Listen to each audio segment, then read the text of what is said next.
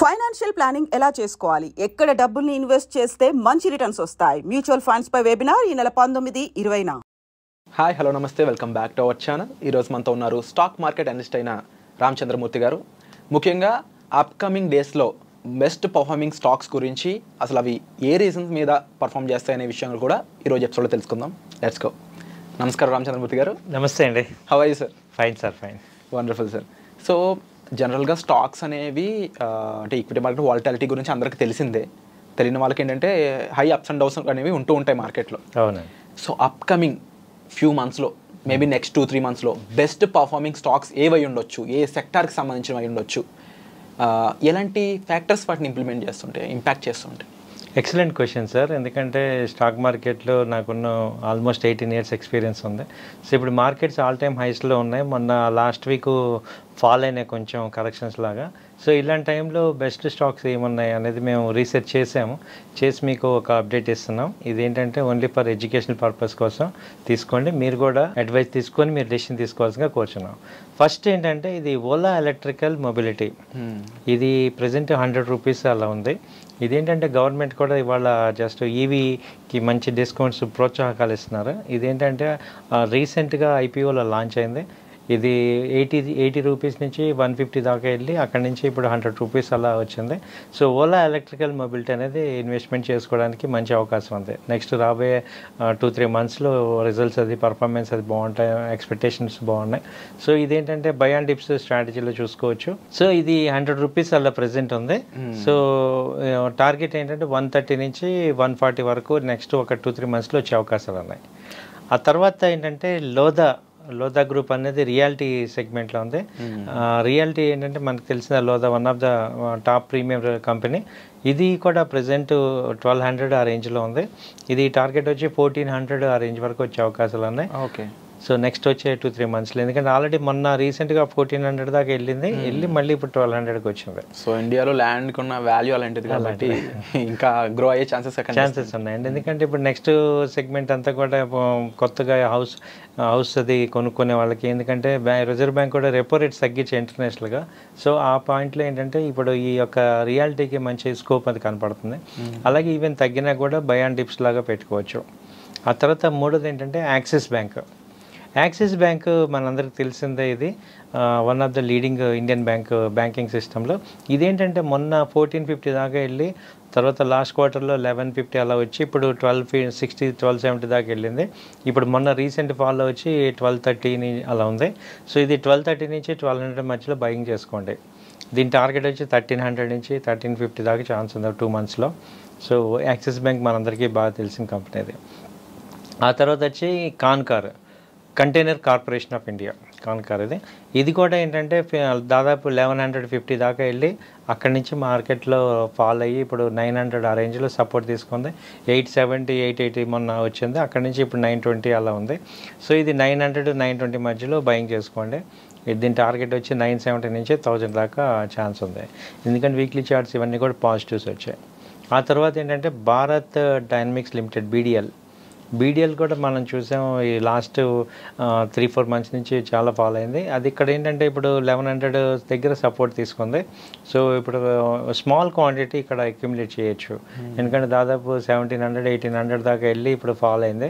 So ఇక్కడ ఒక investment ప్యాటర్న్లో ఏంటంటే వీక్లీ చార్ట్స్ కొంచెం పాజిటివ్ చూపిస్తున్నాయి. సో స్మాల్ క్వాంటిటీస్ ఇది బయింగ్ చేసుకోవచ్చు.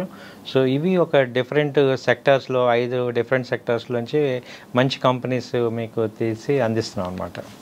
అండ్ ముఖ్యంగా సార్, అంటే ఎలాంటి ఫ్యాక్టర్స్ వీటిని బాగా ఇంపాక్ట్ చేస్తున్నాయి అంటారు? ఇప్పుడు రియాలిటీ, లోదా అయి ఉండొచ్చు, బీడీఎల్ అయి ఉండొచ్చు. ఇవన్నీ మళ్ళీ సేమ్ సెక్టర్ కూడా కాదు, డిఫరెంట్ సెక్టర్స్ ఇవన్నీ. బట్ ఎలాంటి సిమిలర్ ఫ్యాక్టర్స్ వీటికి ఉన్నాయి ఒకేసారి రైజ్ అవడానికి? ఇవి ఎలా ఉన్నాయంటే సార్, ఇవి ఆల్రెడీ ప్రూవ్డ్ కంపెనీస్ అనమాట. అండ్ ఇప్పుడు ఆపర్చునిటీ అనేది ఈ సెక్టర్స్లో ప్రజెంట్ వస్తుంది. సో అలాగే ఆ యొక్క దానివల్ల ఏంటంటే ఎక్కువ మంది ఇక్కడ ఇన్వెస్ట్ చేస్తున్నారు. చార్ట్స్ అన్నీ కూడా అక్కడ మనకి టెక్నికల్గా చూపిస్తున్నాయి అనమాట. సో ఎక్కువగా వీక్లీ చార్ట్స్ అవన్నీ పాజిటివ్ ఇండికేషన్స్ ఇస్తున్నప్పుడు ఏమవుతుందంటే, సో ఎక్కువ మంది బయట ఇన్వెస్టర్స్ ఇన్వెస్ట్ చేస్తున్నారు. అంటే మనకి రీటైలర్స్కి ఇన్వెస్ట్ చేసే లోపే ఆల్రెడీ హెచ్ఎన్ఐస్, ఎఫ్ఐఎస్, డిఎస్ వీళ్ళందరూ ఇన్వెస్ట్ చేస్తారు కదా, వాళ్ళ యొక్క ఇంపాక్ట్ ఇక్కడ కనపడుతుంది ఈ కంపెనీస్లో. బికాజ్ ఫండమెంటల్గా ఇప్పుడు మనం యాక్సిస్ బ్యాంక్ తీసుకున్నాం, ఇంట్రెస్ట్ రేట్లు తగ్గుతున్నాయి అనేది ఆల్రెడీ తెలిసిన విషయమే. దాని ఇంపాక్ట్తోనే రియాలిటీ ఉంది. అలాగే ఇప్పుడు మనం బీడీఎల్ కానీ కంటైనర్ కార్పొరేషన్ కానీ ఇవన్నీ ఏంటంటే ఆల్రెడీ బాగా ఫాలో అయిన సెక్టర్స్, పీక్ సెక్టర్స్లో ఒకసారి ఆల్రెడీ బాగా పెరిగి ఇప్పుడు తగ్గాయి. ఇప్పుడు ఏంటంటే ఎప్పటికప్పుడు ఏమవుతుందంటే ఈ బుల్ మార్కెట్లో ఈ యొక్క పీపుల్ యొక్క మైండ్ షిఫ్ట్ అవుతూ ఉంటుంది, సెక్టర్ షిఫ్టింగ్ అవుతూ ఉంటుంది. అలా ఎప్పుడైతే తగ్గిన సెక్టర్ ఉందో బాగా తగ్గినప్పుడు ఇన్వెస్టర్స్ అందరూ కూడా దానికి షిఫ్ట్ అవుతుంటారు. ఇప్పుడు మనం లాస్ట్ 3 months బ్యాక్ చూస్తే ఇప్పుడు డిఫెన్స్ కానీ రైల్ స్టాక్స్ కానీ బాగా తగ్గాయి. సో ఇప్పుడు అక్కడ కొంచెం లో లెవెల్ మెయింటైన్ అవుతుంది, సస్టైన్ అవుతుంది అనమాట. సో ఇక్కడ నుంచి కూడా పెరిగే అవకాశాలు ఉంటాయి. Wonderful sir. అండ్ డెఫినెట్లీ ఈ స్టాక్స్ అనేవి పెరుగుతూ ఉంటాయని చెప్పారు కదా, బట్ ఒకసారి అంటే అడగొచ్చది లేదో ఎంత పర్సంటేజ్ పెరుగుతాయి తెలుసుకోవచ్చా? డెఫినెట్గా సార్, ఇది కనీసం ఏంటంటే 7% నుంచి 10% మధ్యలో ఒక 2 monthsలో వచ్చే అవకాశాలు కనపడుతున్నాయి సార్. మినిమం 7 to 10% వస్తుంటాయి. తర్వాత ఏంటంటే మనకి ప్రాఫిట్ అనేది ఎప్పుడు కూడా తగ్గినప్పుడు ఏదైనా షేర్ వాల్యూ లోలో కొంటేనే హైలో అమ్మితే ప్రాఫిట్ వస్తాయి. అవును, ఆఫ్ కోర్స్. సో ఇప్పుడు నేను చెప్పిన కంపెనీలు అన్నీ కూడా లోలో ఉన్నాయి, అండ్ టర్న్ అరౌండ్ అవుతున్నాయి. రైట్ టైం కొనడానికి, ఇది ఇన్వెస్ట్ చేసుకోవడానికి మనం రైట్ టైం. అండ్ ఇంకొక డౌట్ ఏంటంటే సార్, ఇప్పుడు similar industries for example Lodha అనుకుని ఇంకోటి అనుకున్నా, వాటిలో ఉన్న సిమిలర్ ఇండస్ట్రీస్లో అదర్ కంపెనీస్కి ఆ ఛాన్స్ లేదంటారా? ఛాన్స్ లేదంటారంటే డెఫినెట్గా ఉన్నాయండి. ఇప్పుడు అయితే ఏంటంటే వాటన్నిటిలోనూ ఇండస్ట్రీ పీర్స్లో ఉన్నట్టులో బెస్ట్ తీసుకున్నాం. ఇప్పుడు ప్రెస్టీజ్ ఉంది, అలాగే గోద్రేజ్ ప్రాపర్టీస్ ఉన్నాయి, అవన్నీ కూడా కొంచెం హై లెవెల్కి వెళ్ళాయి. వెన్ కంపేర్డ్ విత్ దట్ ఇప్పుడు లోదా బాగుందన్నమాట. సో అది ఈ సిమిలర్ కంపెనీస్ అన్నిటికీ ఛాన్స్ ఉంది. సో ఇది వాటిల్లో బాగా కొంచెం ఫాస్ట్ గ్రోయింగ్ ఏది ఉందని చెక్ చేస్తున్నాం అన్నమాట. ఇక ఓవరాల్గా వీటిని ఇంపాక్ట్ చేస్తున్న ఇంటర్నేషనల్ ఫ్యాక్టర్స్, ఇజ్రాయెల్ ఇష్యూ కూడా నడుస్తూ ఉంది, దాని మీద మీరు ఇచ్చే క్లారిటీ ఏంటి? ఇజ్రాయెల్ ఇరాన్ రీసెంట్గా నిన్నటి నుంచి అన్ఎక్స్పెక్టెడ్గా వచ్చిన ఇంపాక్ట్ ఇది. సో దీనికి ఇజ్రాయెల్ కనుక మళ్ళీ కౌంటర్ అటాక్ ఇచ్చిన అయితే ఏంటంటే ఇది మళ్ళీ ఆల్రెడీ ఇది ఒక న్యూస్ డిస్కౌంటెడ్ అయిపోయింది. ఓకే, 2-3 రోజులు ఎఫెక్ట్ ఉంటుంది దీనికి. కాకపోతే ప్రత్యక్షంగా ఇండియాకి పెద్ద ఎఫెక్ట్ ఏమి ఉండదు. కాకపోతే ఇండియన్ మార్కెట్స్కి ఎఫెక్ట్ ఉంటుంది ఎందుకంటే బాగా హైలో వెళ్ళింది కాబట్టి ఏదో ఒక రీజన్తో ప్రాఫిట్ బుకింగ్ అయితే జరుగుతుంది అనమాట. ఆ ప్రాఫిట్ బుకింగ్ జరగటం వల్ల ఏమవుతాయంటే ఈ కంపెనీస్ ఆల్రెడీ డౌన్ అయ్యాయి కాబట్టి ఇంకా డౌన్ అయ్యే ఛాన్సెస్ తక్కువ ఉంటాయి. వెన్ కంపేర్డ్ విత్ అదర్ హైగా బాగా పెరిగిన కంపెనీస్ ఎక్కువ ఫాలో అవుతాయి. ఆల్రెడీ డౌన్ అయిన కంపెనీసే మనం సెలెక్ట్ చేస్తాం కాబట్టి ఇక్కడ ఫాలో అయ్యే ఛాన్సెస్ తక్కువ ఉంటాయి. బట్ బై అండ్ డిప్స్గా మనం పెట్టుకోవచ్చు, ఎందుకంటే ఇండియన్ మార్కెట్కి పెద్ద ఎఫెక్ట్ ఏమి లేదనిపిస్తుంది. ఓకే, మార్కెట్ కరెక్షన్లో కొంత వచ్చినా కానీ ఎందుకంటే మనం డైరెక్ట్గా ఏమీ యుద్ధం చేయట్లేదు, అలాగే మన ఇండియన్ గవర్నమెంట్ స్టేబుల్ స్ట్రాంగ్గా ఉంది కాబట్టి మన ఇండియన్ పాలసీలన్నీ కూడా జీడిపి బాగుంది, అలాగే ఎకనామిక్ అంతా గ్రోత్ ఉంది కాబట్టి మనకి పెద్దగా ఎఫెక్ట్ అవ్వదు. బట్ వాళ్ళతో పాటు కొంత మార్కెట్ ఫాల్లో మనది కూడా ఉంటుంది. బట్ పుల్ బ్యాక్ అయితే మనకి ఎక్కువ ఫాస్ట్గా వచ్చేస్తుంది.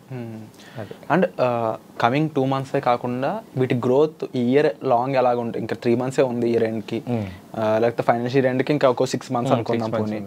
ఆ రకంగా చూసుకుంటే ఈ 6 monthsలో కూడా ర్యాపిడ్ గ్రోత్ ఉండే స్కోప్ ఉందంటారా, లేదంటే ఒక సైమల్టేనియస్ గ్రోత్గా ఏమన్నా వెళ్ళే ఛాన్స్ ఉందంటారా? డెఫినెట్ సార్, మంచి క్వశ్చన్. ఇప్పుడు వీటిల్లో ఏం చేయొచ్చు అంటే ఒక ఇన్వెస్ట్మెంట్ ఓరియంటెడ్గా చేసుకుంటూ కొన్ని షేర్లు రొటేట్ చేసుకోవటం ద్వారా వీళ్ళు లాంగ్ టర్మ్ గెయిన్ చేయొచ్చు, షార్ట్ టర్మ్ గెయిన్ కూడా చేయొచ్చు.